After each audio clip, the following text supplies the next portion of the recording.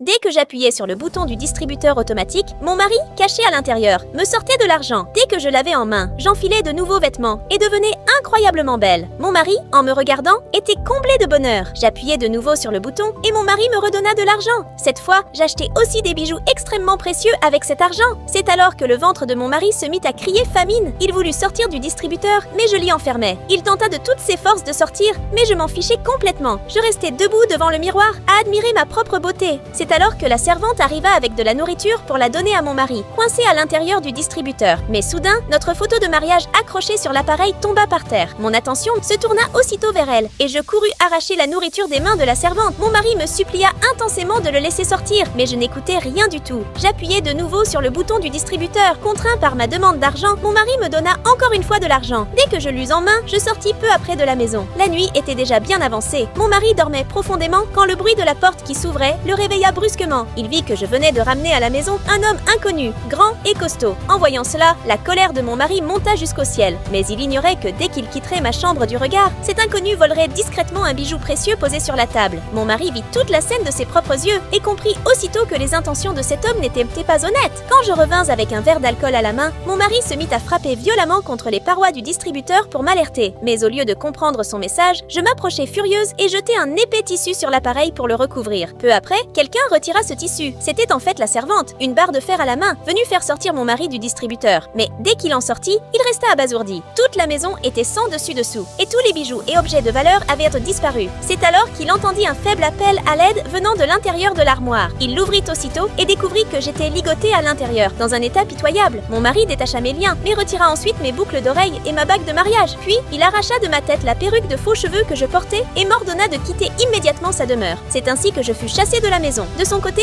la servante prépara la nourriture pour mon mari avec affection et se mit à prendre soin de lui. Finalement, la servante prit ma place. Et moi, j'avais tout perdu et je fus jetée hors de la maison. Je l'ai enfermée pour vivre comme une reine. Mais la vraie prisonnière, c'était moi depuis le début. Si tu aimes ta maman, like cette vidéo, abonne-toi à la chaîne et écris « J'aime maman » en commentaire.